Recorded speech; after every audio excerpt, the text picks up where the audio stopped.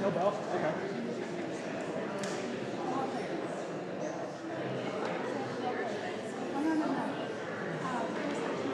Yeah.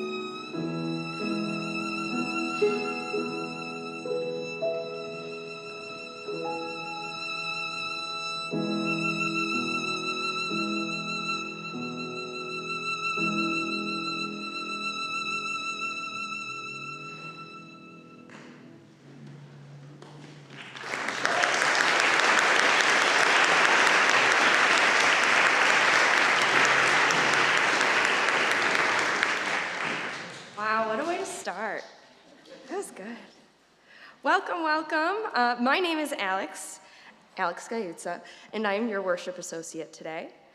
To all who have been coming for a long time, or maybe for the first time, welcome to the Unitarian Universalist Church of Buffalo.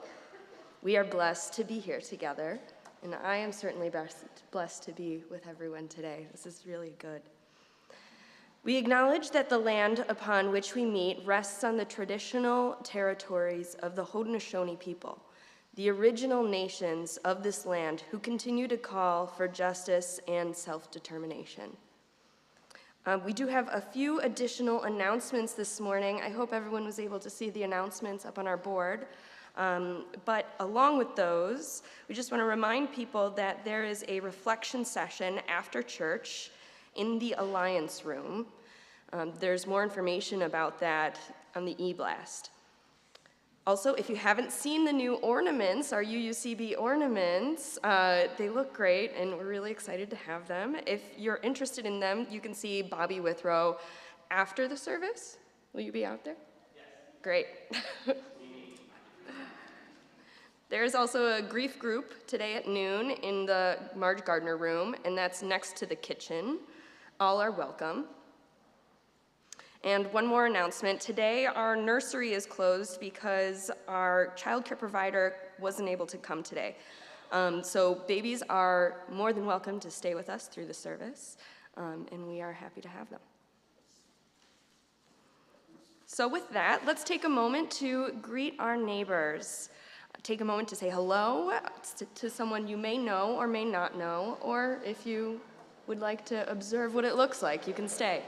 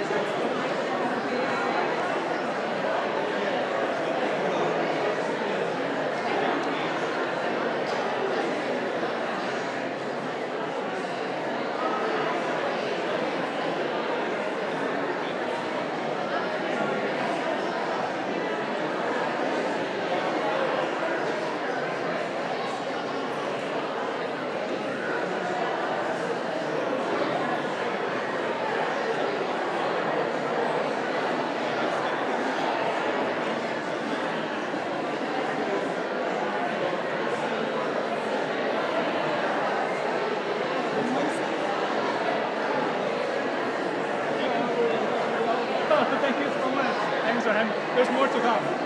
Good.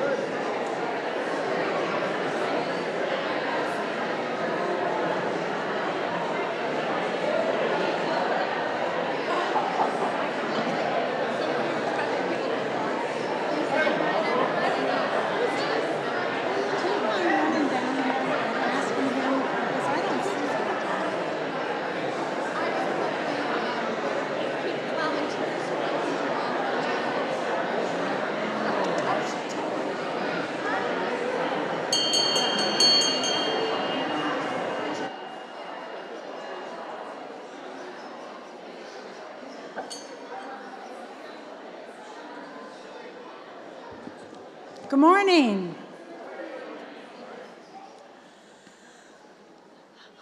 I'm wondering this morning if you are visiting here for the first time, if you'd be comfortable standing and telling us who you are and where you're from. Yay! This is so we can welcome you properly. I don't have a microphone, but can you yell? Or,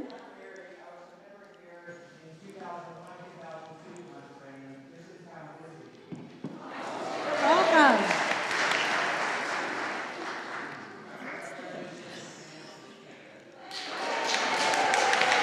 Welcome. Thank you so much for indulging me with that.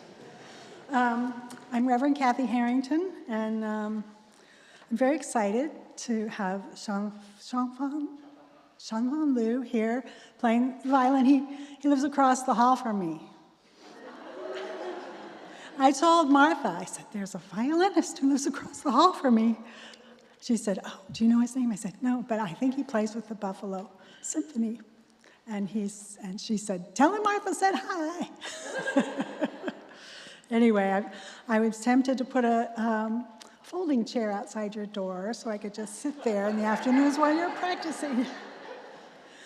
Okay, enough. So the music today is really spectacular, and so if the sermon isn't so great, at least you'll have music ministry. The opening words this morning are from Daniel Cantor. Today is the second Sunday of Advent. It's called To Love Life. To love life is to notice the wonders that abound, and to notice and to be grounded in here and now. To be grounded here and now is the beginning of finding love for life today. Let us ground ourselves in this instant in the worship of all things good and true. The second Sunday of Advent is about hope. So may we all hold hope. It's good to be together again. And now let us light our chalice.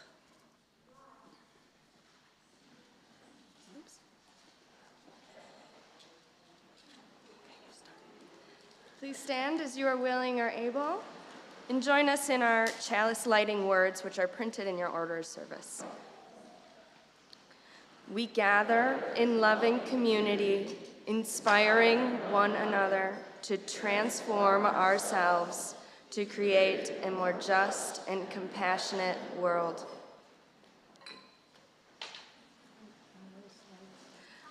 Please continue standing and join us for singing our hymn, number 170, in your gray hymnal. We are a gentle, angry people.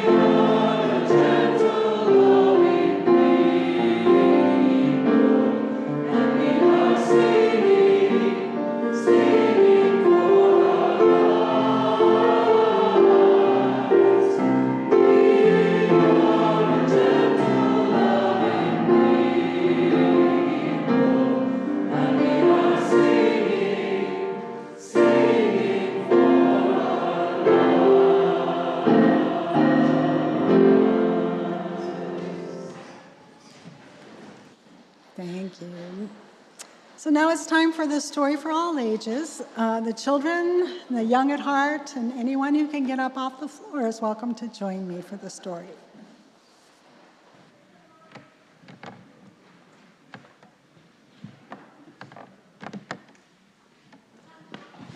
That wouldn't be me. Okay, hello. Oh, hello. Welcome. Good to see you all. Hi. The story this morning is called The Empty Pot by Demi. A long time ago in China, there was a boy named Ping who loved flowers. Anything he planted burst into bloom. Up came flowers, bushes, and even big fruit trees, as if by magic. Everyone in the kingdom loved flowers, too. They planted them everywhere, and they smelled like perfume. Oh, my goodness. Come, let's make room for everybody. The emperor loved birds and animals. Want to sit here? But he loved flowers most of all and tended his own garden every day. But the emperor was very old. He needed to choose a successor to the throne. Who would be his successor, and how would the emperor choose? Because the emperor loved flowers, he decided to let the flowers choose. The next day, a proclamation was issued, and all the children in the land were to come to the palace. There they would be given special flower seeds by the emperor. Whoever can show me their best in a year's time will succeed me to the throne. This news created great excitement throughout the land. Children from all over the country swarmed to the palace to get their flower seeds. All the parents wanted their children to be chosen as emperor, and all the children hoped that they would be chosen too. When Ping received his seed from the emperor, he was the happiest child of all. He was sure he could grow the most beautiful flower. He filled a flower pot with very rich soil, and he planted the seed very carefully. He watered it every day. He couldn't wait to see it sprout and grow and blossom into a beautiful flower. And day after day passed, but nothing grew in the pot. Ping was very worried. He put new soil into a bigger pot. He transferred the seed into the rich black soil. After 2 months, he waited, and still nothing had happened. By and by, the whole year passed. Spring came, and all the children put on their best clothes to greet the emperor. They rushed to the palace with their beautiful flowers, eagerly hoping to be chosen. And Ping was ashamed of his empty pot. He thought the other children would laugh at him because for once he could not get a flower to grow. His clever friend ran by holding a great big plant. Ping, you're not really going to be emperor with an empty pot, are you? Couldn't you grow a great big flower like mine? I've grown lots of flowers better than yours, Ping said. It's just that this seed won't grow. Ping's father overheard this and said, "You did your best, and your best is good enough to present to the emperor." Holding his empty pot in his hands, Ping went straight away to the palace. The emperor was looking at the flowers slowly, one by one. How beautiful all the flowers were. But the emperor was frowning and did not say a word. Finally, he came to Ping. Ping hung his head in shame, expecting to be punished. The emperor asked him, "Why did you bring an empty pot?" Ping started to cry, and he replied, "I planted the seed you gave me. I watered it every day, but it didn't sprout. I put it in a better pot with better soil, but it still didn't sprout. I tended it all year long, but nothing grew. So today I had to bring an empty pot without a flower. It was the best I could do." When the emperor heard these words, a smile slowly spread over his face. He put his arms around Ping, and then he exclaimed to one and all, "I have found him. I have found the one person worthy of being emperor. Where you got your seeds from, I do not know, for the seeds I gave you had all been cooked. So it was impossible for any of them to grow. I admire Ping's courage to appear before me with the empty truth, and now I reward him with my entire kingdom and make him emperor of all the land." And the end. So, what did you think of that story? What was your favorite part? Oh, can you come to me, please?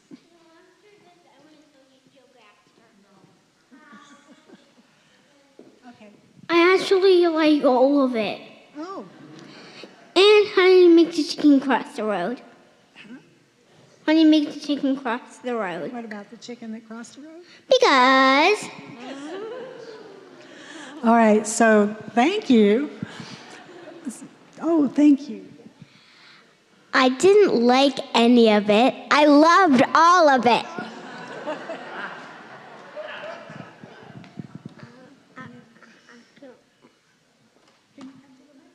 Did you want to say something? I can't do it. It's okay. All right, so the whole idea of the story, I'm sure you got it, was integrity, right? And the other children, they must have cheated by putting, so that what is the moral of this story is when you keep your integrity, even if you feel like you failed, you still have won. So thank you for listening, and I guess you can go to your classes. Yes, we'll see you out. Okay.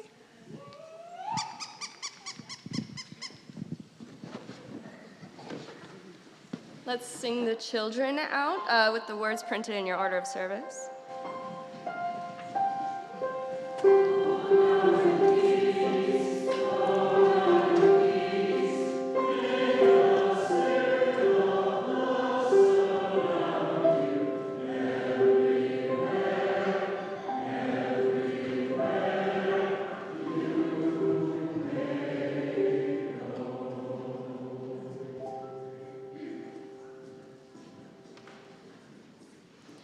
Every week, our congregation takes a good portion of our Sunday morning offering and gives it away to a social justice cause outside of our church walls. This month, we are supporting the good work of Western New York Mobile OPS, a local nonprofit providing harm reduction training through Western New York in an effort to reduce opioid overdose deaths. To support the church and our Share the Plate ministry, you can drop a check or cash in the offering plate, click the donate button on our website, or arrange an automatic deposit through your bank. If your offering is in the form of a check, please remember to write Share the Plate on the memo line. Let us give from our hearts so we can support the transformation of this world.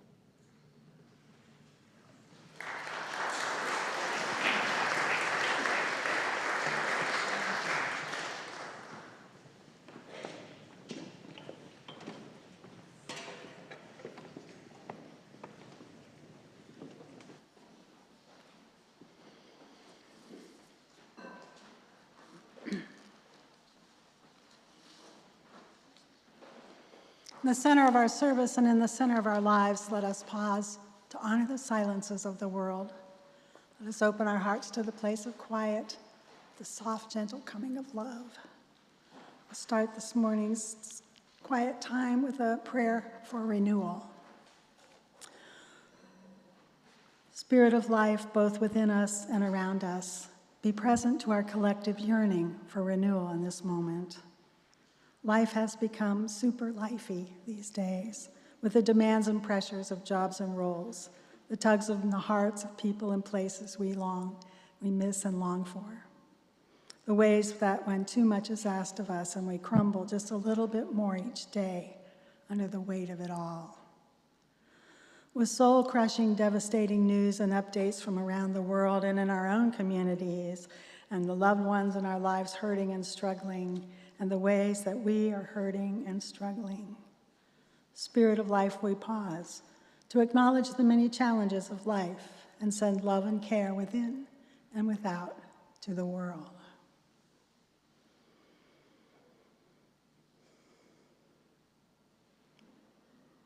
We pause to honor and hold space for the struggles we experience in our bodies, in our spirits, and send love and care to those tender places.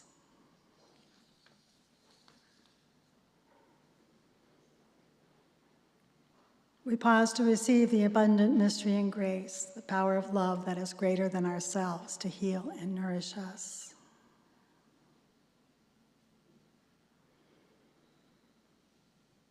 And we call upon all the transcendent gifts of renewal to be bestowed upon us, for an energizing renewal to fill us in all the ways that serve our lagging spirits when our resilience wanes. And we give thanks and gratitude for the sweetness of renewal so that it may linger in us, be amplified and multiplied towards healing and wholeness. In the name of all that is hopeful and holy, may it be so. Those words are by Rebecca Savage. This morning we especially hold in our hearts Doug Sherman and Eve Holberg. Doug is still in the hospital. And so let us send love and cards of support. So now let us fill this sacred space with the names of loved ones that we hold close in our hearts this morning, some suffering in sorrow, some celebrating in joy.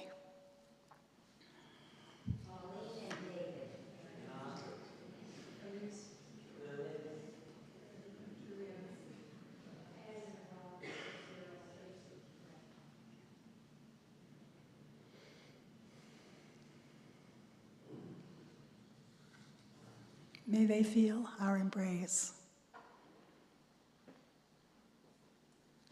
The breath of nature is upon us, the spirit of life is within us, and the community of love is around us.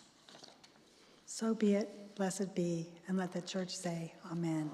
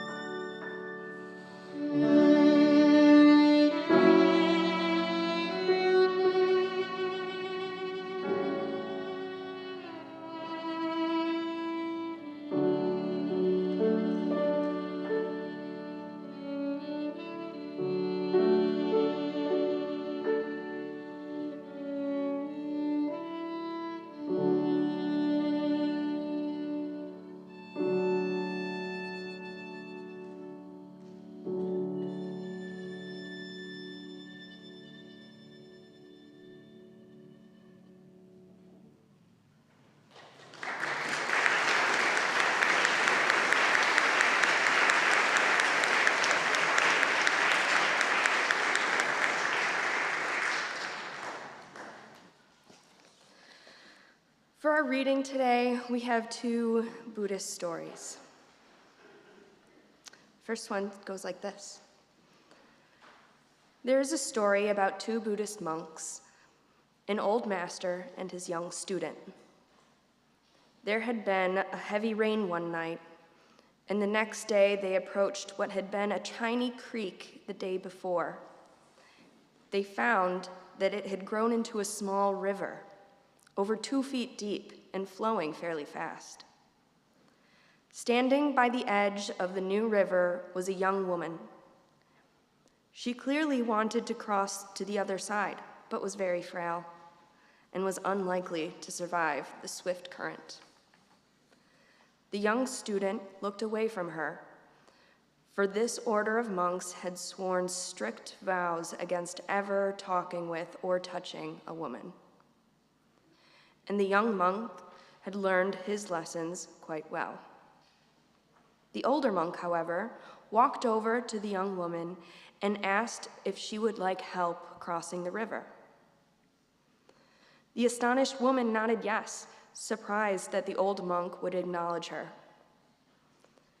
"Then please climb onto my shoulders," said the monk, "and I will carry you." She did as he asked and he carried her across the river. On the other side, he set her down, bowed silently to her, and went on his way. The young monk followed along behind him in angry silence for several hours. The farther they walked, the angrier the student became.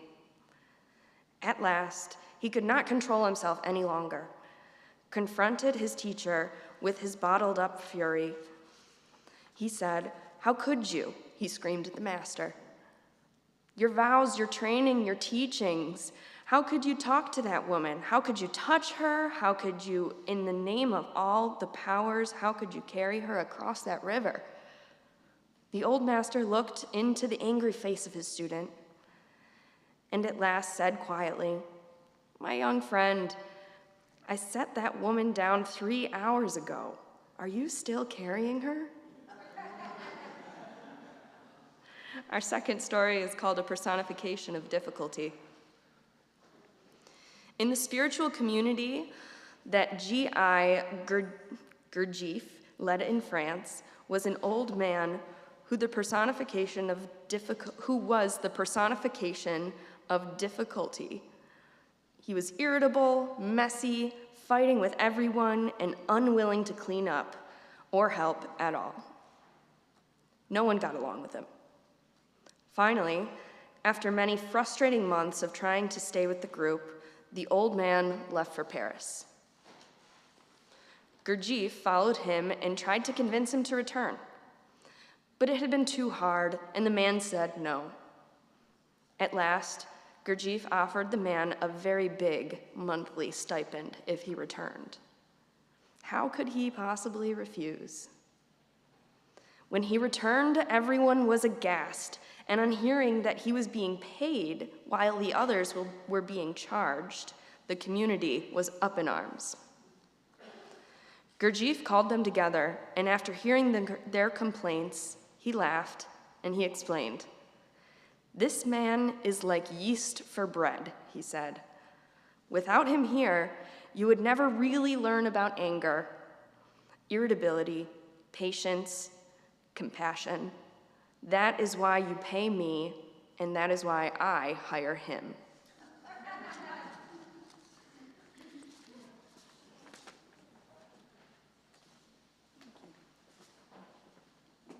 So today is Bodhi Day, and that commemorates the day that the historical Buddha, Siddhartha Gautama, experienced enlightenment. It is said that soon after his enlightenment, the Buddha passed a man on the road who was struck by the Buddha's extraordinary radiance and sense of presence. The man stopped and said, "My friend, what are you? Are you a celestial being or a god?" The Buddha said, "No." "Well, are you some kind of magician or wizard?" And again, the Buddha answered, "No." "Well, friend, then what are you?" And the Buddha replied, "I am awake." So you remember the story of Rip Van Winkle, I'm sure, the discontented fellow who fell asleep for 20 years, and when he awoke, he finds that his wife has died, as did many of his friends, and his son as well, was all grown up. But this is not a story about falling asleep for 20 years. It's a story about life.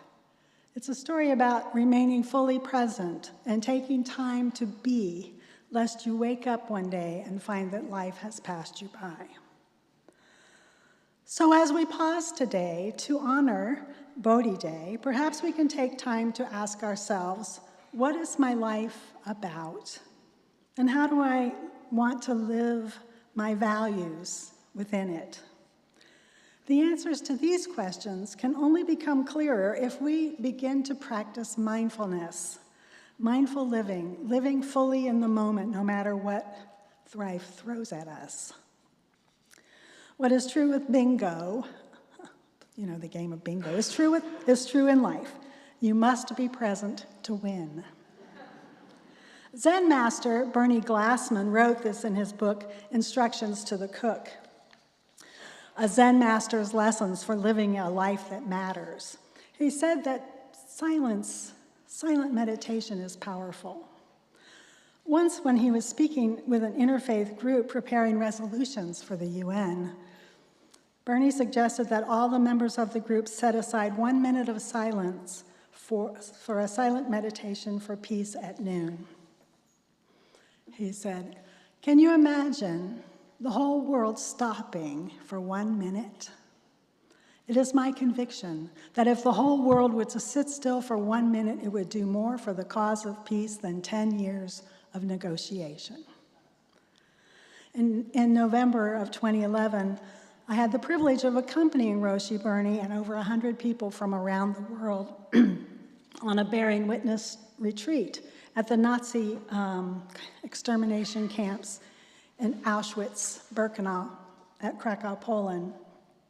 It was the 17th year that Bernie Glassman had led a retreat at Auschwitz, and this particular year there were scholarships to include young adults. Much of our day was spent in silent meditation on the railroad tracks where the selection site was. 4 people at a time would be reading the names of those who had died in Auschwitz. And we took a turn, but still after 5 days, we couldn't get through all of the names. It was powerful saying their names aloud. They were no longer statistic. They were human beings who were murdered by the Nazis. This was one of the most profound experiences of my life. We also spent time in the women's barracks and the children's barracks leading worship. One of the participants on the retreat was a young peace activist from Bethlehem, Palestine. She was there to try and understand the hearts and minds of the Israeli people who had driven the Palestinian people from their homes and had seized their land. She couldn't just keep hating them. She knew that the solution to the problem had to be in connection and understanding on both sides. She was young. Her name was Dina. She was young and passionate and wise for her age. She was also very outspoken.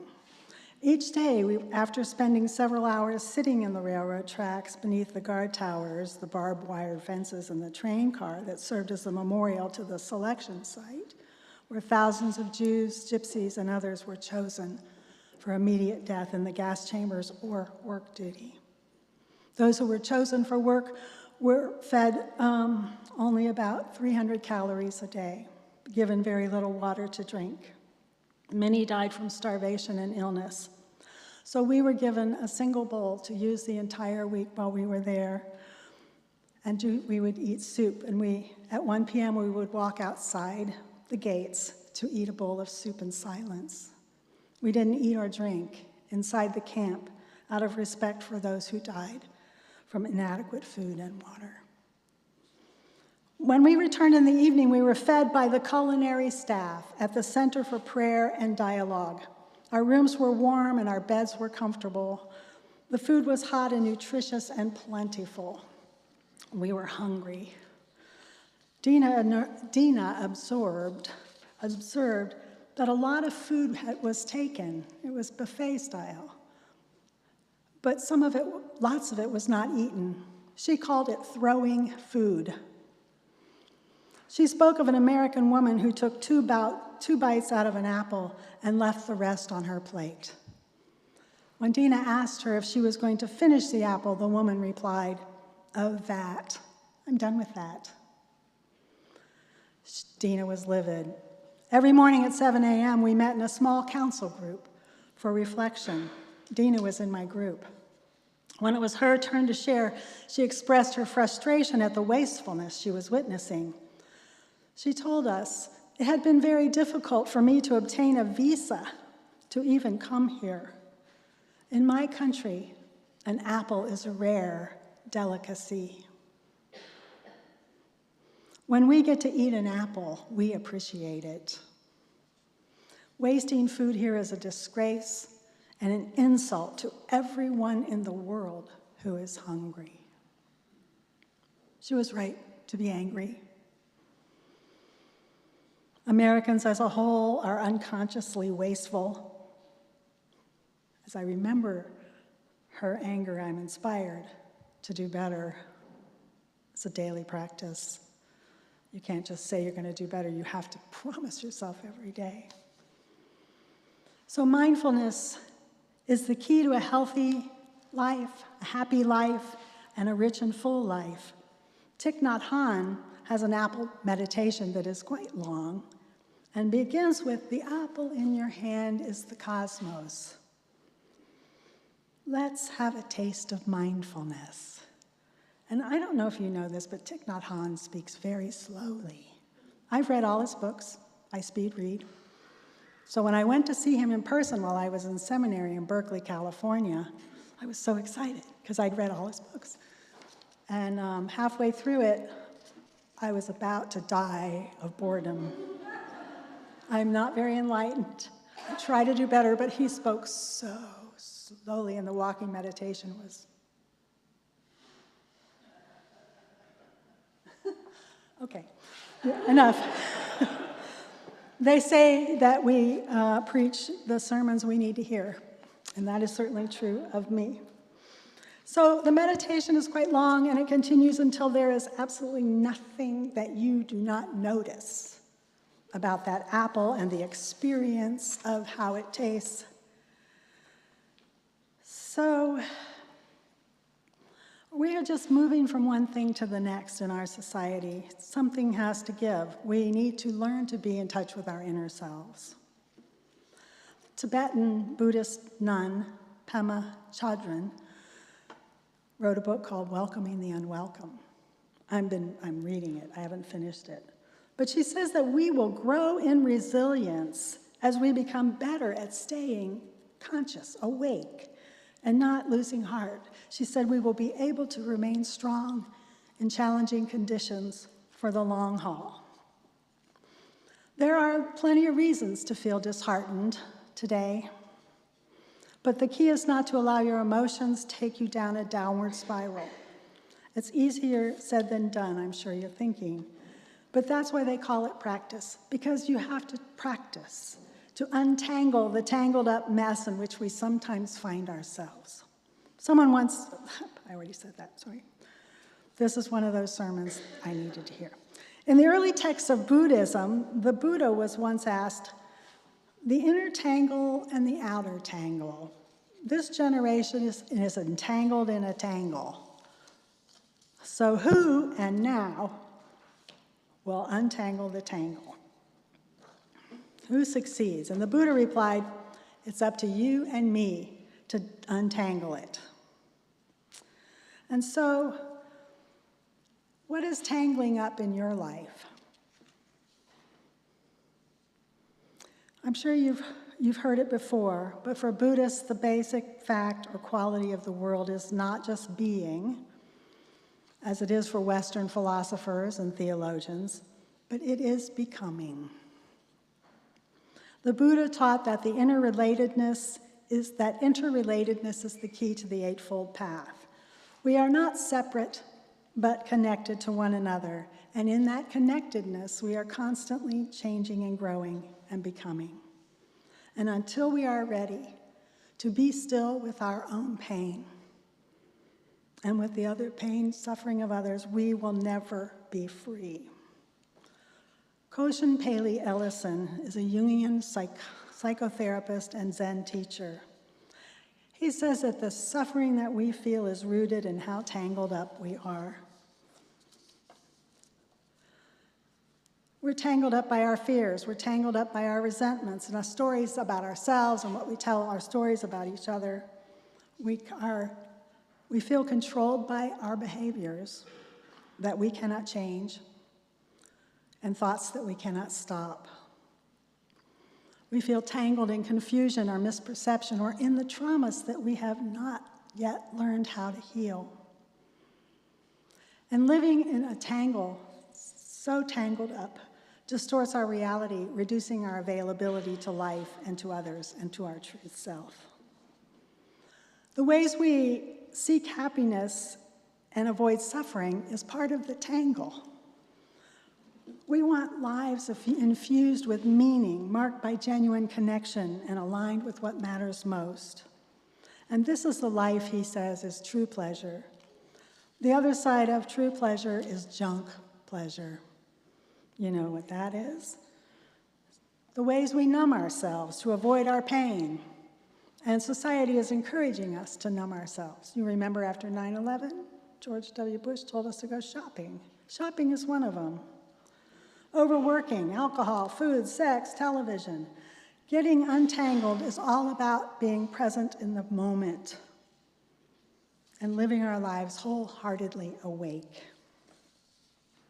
He talks about the silver linings of the pandemic, which was our shared trauma, which made our suffering, our shared suffering, more visible. And he said the need to shelter in place sounded to him like a coded message from the universe, a Zen message. Sheltering in place is what is needed in these chaotic times. Ellison says, shelter in the place where you are now, because where you are now becomes your place of practice. One of Ellison's teachers used a Chinese phrase meaning inquiry, to sum up Buddhist practice. When we can prepare ourselves for deeper inquiry, we can begin to answer two fundamental questions. What is my life about? And how do I live my values within it? His book, Untangled, is an accessible guide for walking Buddhism's Eightfold Path. So I recommend that you check it out, because he has meditations you can follow. And so I'm going to close with this. Bernie Glassman asked, can you imagine the whole world stopping for 1 minute? So I want to ask you this. Can you imagine if we, all of us, everyone in this congregation, stopped for a few minutes a day to practice mindful living and presence? If each of us could learn to show up to life with the spirit and courage of the faithful salmon who throw their bodies against the waterfall, it's like they're swimming upstream, but they're not. They're just slinging their bodies, and then it hits that water, and it propels them upward. That's the spirit of living fully in the moment. If each of us could learn to show up for life with that kind of spirit and courage, it would open so many possibilities that we can begin to answer the questions of what is our life about and how do we want to live our values in it. We can meet this moment if we all work together. May it be so, and may we make it so. Amen. Now I invite you to rise in body or spirit and sing hymn number 1004, which is in your teal hymnal. 1014. answering the call of love.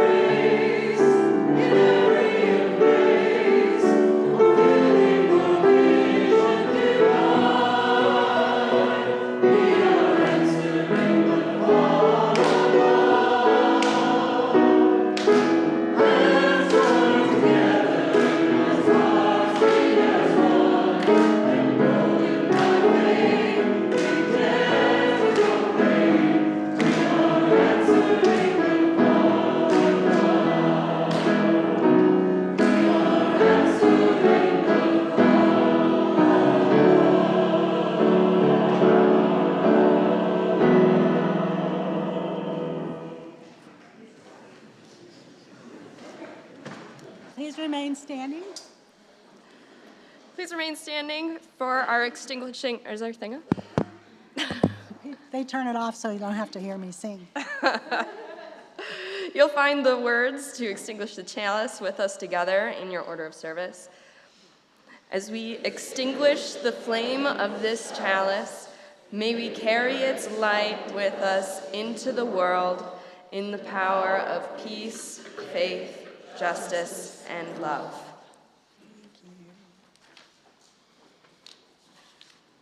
For those who seek God, may God go with you.